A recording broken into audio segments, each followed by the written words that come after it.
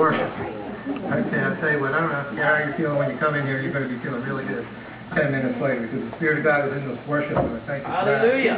Good stuff. You can put that first slide All right, he turned the projector off. You got to turn the projector sorry. on. I'm just used to doing that on Sunday morning, or maybe says projector. But it won't take it but a second. Why he's doing that, Scott? Let me interrupt. And those of you on the internet, are we still on the internet sound? I don't know. Okay, well, and those of you on the internet, we have to turn the sound portion off when we show a slide, so you'll be able to see us, but you won't be able to hear us for a short time. Praise the Lord. Okay, well, I love the motto of this conference this week. Who will go for us? Who will go for us? Here am I, send me. Some of us are going to go to India or Africa or places like that. Some of us won't. Some of us will go. Some of us will sow. But we all grow as we take our place in this great thing called the Great Commission. Amen. You know, Jesus gave us two great things that we must follow. The Great Commandment, which is to love, and the Great Commission, which is to go ye. Yeah. Do I have to teach that tonight? I don't think so. I bet you everybody here knows the Great Commission, Matthew 28:18. Am I right? Yes. Otherwise, preacher, would you fill them in on that tonight if we're not sure what the Great Commission is by the time this conference is over? We're going to know what the Great Commission is, and we're going to be all excited about how we're going to fit in take our place to be part of this Great Commission of Christ that we're proud that we have the privilege to take part in. Just a few minutes tonight, so I'm just going to cover some ground rather quickly. So I'll talk fast if you listen fast. Is that okay? All right. Okay. All right. So my beautiful wife Kim there. Kim, raise your hand. Stand up. I couldn't get Kim to put her Indian sari on tonight because it's very difficult. How many of you know what a sari is? You know, the traditional Indian dress? Well, Kim has one or two of those, and boy, they take a long time to put on. And so I just wanted you to know that. I heard it's going to go really late tonight because the Holy Ghost is going to fall, and we're probably going to all be sleeping on the floor. So I wore my pajamas just so I'm ready for the service tonight. So I'm ready to go. But no, seriously, this is called a kurta. Kim and I have done most of our mission work in India, a little bit in Haiti and Honduras, but our heart's really in India. How many of you know God assigned you to a people? Oh, yes. Amen. Okay? And God you may not have the slightest urge to ever go to India, but God's given someone on your heart that you're to minister to, no matter where it is.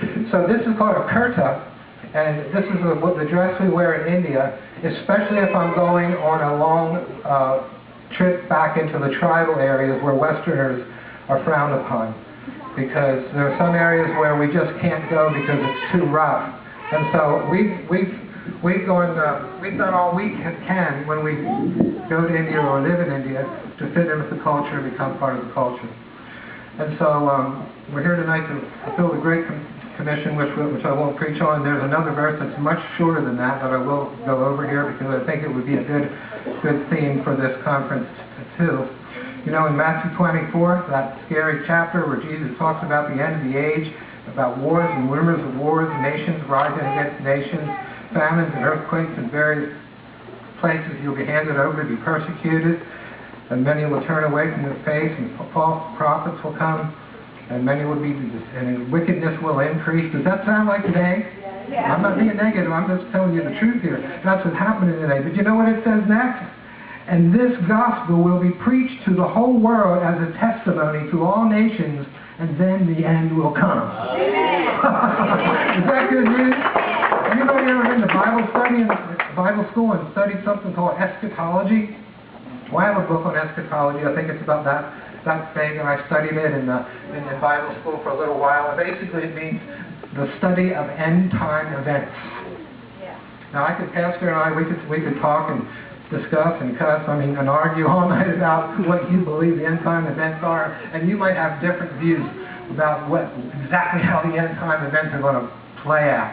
But you know, after all my reading and whatever limited education I have, I came down to my end time theology is this: when all that bad stuff has happened, and Jesus said, and the gospel of this kingdom will be preached in the whole world as a testimony to all nations, and then the end will come. Hallelujah. And so there's nothing wrong with being in missions right up to your very last breath. Praise God. Because that missions is going to be happening until Jesus comes and takes us all away, and we're all to be with Him. So there's not a time where we throw up our hands and say it's too difficult, the job's too big, it's too impossible, we might as well just sit back and tarry till the Lord comes and takes us over to the sweet by and by, and we all fly away, oh glory. No. Right here, Jesus said that the gospel shall be preached. And you know what? Who He chose to preach that? He chose you and I. Yeah. I want to show this slide and we leave you with one more Bible verse. We can't do this alone. This gospel won't be preached to the whole nation by Scot or Ken Gerhart or by any of you. I'm sorry, I don't know all your names, or I picked you out. But God's not going to do it with you or me alone. In Luke chapter 5, there's a beautiful story where Jesus called His first disciples. And I believe the first one was Jesus was out in the boat teaching, and He called Simon into the boat. And He told Simon to throw the net out on the other side of the boat. And Simon said, I haven't caught anything all day. It's not going to make a difference if I put it on the other side of the boat. But you know the story. He threw it out on the other side of the boat, and he caught so many fish, the net began to break. And it says right here in Matthew chapter 5, and so they had to call for the partners in other boats to help bring in the harvest, because the net was breaking and the fish were getting away. And isn't that a good illustration and a beautiful picture of what this conference is all about? A handful, I don't know how many speakers you're going to have or people sharing testimonies, but it's such a beautiful thing, an example of how many people, and we need more, folks, we need more. So pray during this conference and ask God what your part is in all of this. Yeah. Amen? Amen. You like that illustration? Man, we don't want the fish to get away. No. You know, we're not going to do it by sitting on little boats counting our fish. Well, I got one saved this week over in Thailand.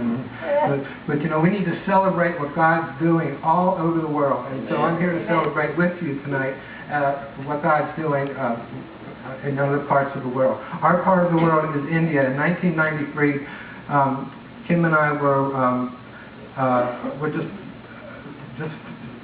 actually, I went over by myself for the first few times at the invitation of a friend. Some of you met Pastor Sharif and Shravan. Okay, and so we started working with them in 1993, and then in 1997 and 98, my whole family, Ken and my 3 little children, they were only about this big.